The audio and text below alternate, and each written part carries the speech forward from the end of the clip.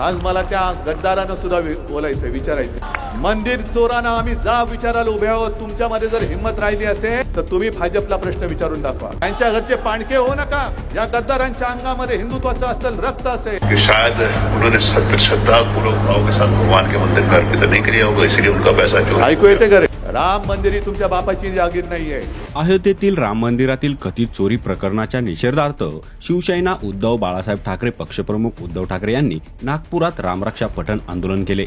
या आंदोलनाला ठाकरे गटाचे कार्यकर्ते आणि पदाधिकारी मोठ्या संख्येने उपस्थित होते.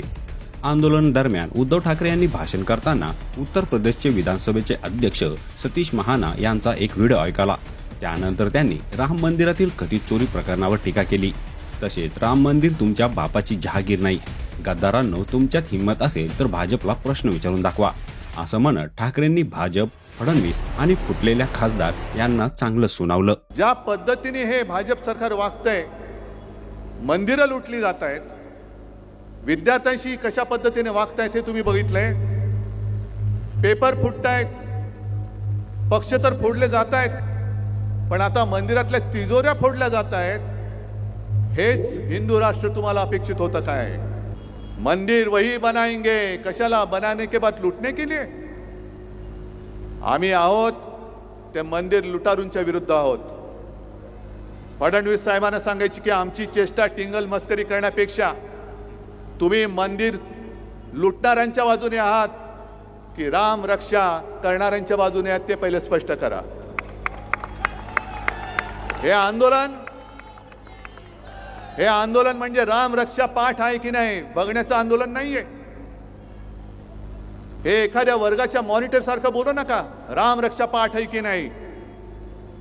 राम रक्षा म्हणजे आज जे आपण नेहमी म्हणतो की रामाने आपली रक्षा केली पाहिजे, आज राम भक्तांना रामाची रक्षा करण्याची वेळ या रामाच्या नावाने मत मागून सत्तेत आलेल्या भाजपच्या कारभारामध्ये आपल्याला करावी लागते. याच्यासारखं हिंदूंचं दुर्दैव कोणतं? आणि एका साधूने तर सांगितलं, हे तो मंदिर नाहीये, हे तर म्हणे पैसा गोळा करण्याचं केंद्र झालेलं आहे भाजपचं, एटीएम. आणि मग आणखीन काही जणांनी म्हणाले की तिथे जो काही पैसा गोळा केला गेला, तिथे जो काय तिजोरीवरती डल्ला मारला गेला, त्यातून आमदार खासदार विकत घेतले गेले. आज मला त्या गद्दारानं सुद्धा बोलायचंय, विचारायचंय. माझ्यावरती आरोप करत होतात बाळासाहेबांचे विचार सोडले. अरे मी बाळासाहेबांचा विचार घेऊन आज सुद्धा ठामपणाने उभा आहे. मंदिर चोरांना आम्ही जा विचारायला उभे आहोत. तुमच्यामध्ये जर हिंमत राहिली असेल तर तुम्ही भाजपला प्रश्न विचारून दाखवा. त्यांच्या घरचे पाणके हो नका. तुमच्यामध्ये जर हिंदुत्वाचं अस्सल रक्त असेल, या गद्दारांच्या अंगामध्ये हिंदुत्वाचं अस्सल रक्त असेल, तर त्यांनी मंदिर चोरांविरुद्ध आपली भूमिका स्पष्ट करायला पाहिजे. का नाही करत? कारण यांच्यामध्ये दम राहिलेला नाही. लाचार होणारा हा खरी हिंदू नाहीये. आणि हे चौकशीची थेरं करू नका, चौकशीची नाटकं करू नका. जर तुम्हाला प्रामाणिकपणाने याचा निकाल लावायचा असेल तर निवृत्त न्यायमूर्तींच्या अधिपत्याखाली चौकशी समिती स्थापन करा.